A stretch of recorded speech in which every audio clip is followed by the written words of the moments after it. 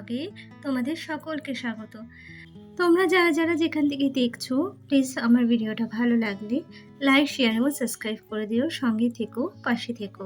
কবিতার মেলা অ্যাকাউন্ট থেকে দিদিভাই কমেন্ট করেছো, ছোট ছোট জিনিস দিয়ে ভালোবাসার সংসারটাকে গুছিয়ে নেওয়া দেখলাম, ভালো লাগলো। দিদিভাই এভাবেই আমার পাশে থেকো।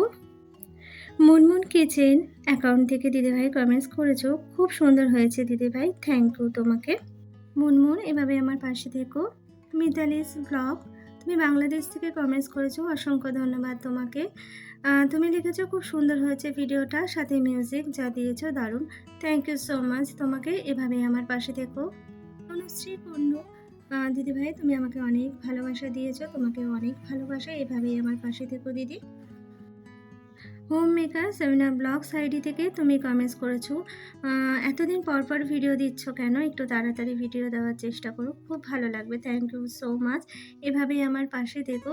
আর আমি এত লেট করে ভিডিও দিচ্ছি তার একটাই কারণ, তোমরা যারা যারা আমার ব্লগ দেখো জানো কিছু অসুবিধার মধ্যে আছে, সব মায়ের শরীরটা খুব একটা ভালো না, সংসারে সব কাজ সামলে ডেলি ব্লগ করে ওঠাটা আমার পক্ষে হয়ে উঠছে না আর কি। তবে চেষ্টা করছি, তবে চেষ্টা করবো সপ্তাহে 2 থেকে 3টে ভিডিও আপলোড করার।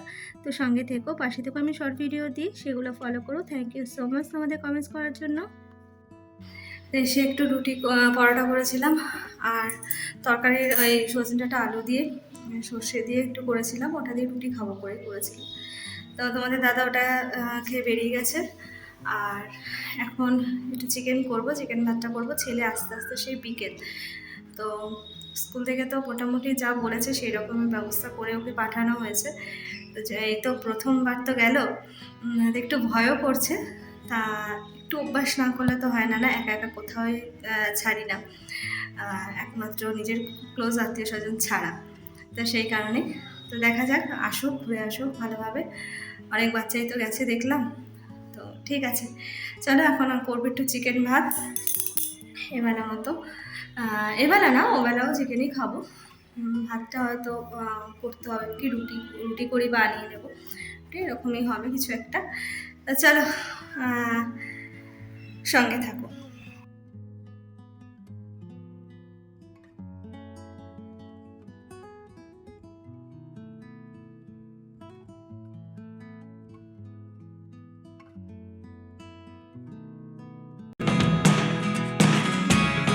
Never really know what's going on. Look at me sometimes like all you want to do is run. ছেলেকে নিয়ে চলে এসেছি স্কুল থেকে, তো আমি আমার একটু বেরোবো, আমার একটু দরকার আছে, এই কাছাকাছি যাবো একটু। তো এখানে আর ছেলেকে দেখাচ্ছি না, ছেলে অ্যাকচুয়ালি জামা পড়েনি আর কি, বুঝছো, এই কারণে রেস্ট করছে। আর কী বলতো, আজকে দুপুরবেলা খাওয়া দাওয়া করে একটু রেস্ট করেছি, তারপর হোয়াটসঅ্যাপ দিয়েছিল স্কুল থেকে যে ওদের এই টাইমে ছাড়া হবে, আপনারা প্লিজ স্কুলে চলে আসুন। তো সেই কারণে বেরিয়ে গেছি তাড়াতাড়ি করে, বেরিয়ে ওখানে ওয়েট করলাম। তো ওরা এলো, ওদেরকে নিয়ে ওকে নিয়ে বাড়ি এলাম। বাড়ি এসে একটু রেস্ট করেছি খানিকক্ষণ, ওর গল্প শুনলাম কী কী হলো না হলো। তা প্রথমবার এক্সপিরিয়েন্স খুব ভালো ছিল, মানে ও প্রথমবার এরকম বন্ধুদের সাথে একা এতক্ষণ টাইম বাড়ির বাইরে বা স্কুলের বাইরে কাটালো। তো ওর যে জীবনের প্রথম অভিজ্ঞতা, এটা ক্যাপচার করলাম। আর বাসে কি বলতো, স্কুলের জিনিস তো বাসে যখন উঠছিল বা কিছু, আমরা অতক্ষণ দাঁড়াইনি, কারণ আমারও সংসারে কাজ ছিল আর তোমাদের দাদা বেরোবে। তো সেই কারণে আমি তাড়াতাড়ি চলে এসেছি। আর ওদের ওখান থেকে স্যারকে বলে, স্যার বললো ঠিক আছে, কোনো অসুবিধা নেই, আপনারা চলে যান। পারমিশন নিয়ে আমরা চলে আসি। অনেক গার্জিয়ান ছিল দাঁড়ানো, যারা সময় ছিল তারা দাঁড়িয়েছে। আমি যেহেতু হ্যান্ড ওভার করে দিয়েছি স্কুলের ভেতর ঢোকার পর, আমি চলে ব্যাক করি বাড়িতে। তো চলো আবার রাতের দিকে, আরেকটু রাতের দিকে আসবো, কারণ আজকে এখন একটু বেরোবো, দরকার আছে, ছেলেকে নিয়ে যাবো না। ছেলে স্কুল সারাটা দিন দুষ্টুমি করেছে, হ্যাঁ আনন্দ পেয়েছে খুব। তো ও গেছে, ওদের অ্যাকচুয়ালি নিকো পার্ক নিয়ে গেছিলো, ও এর আগেও গেছে অনেকবার। তো বন্ধুদের সঙ্গে যাওয়ার এক্সপিরিয়েন্সটা টোটালি আলাদা, তাই না? সেই আনন্দগুলো, সেই আনন্দের টাইমটা, আর এই সময়তে স্কুল মুভমেন্টে বন্ধুদের সাথে ঘুরতে যাওয়ার একটা যে মজা ছোটো বয়সের, এটার আনন্দ কিন্তু একটু অন্যরকম, তাই না? তো সেটাই, ও বাড়িতে থাকবে আর আমি একটুখানি যাবো দরকারে।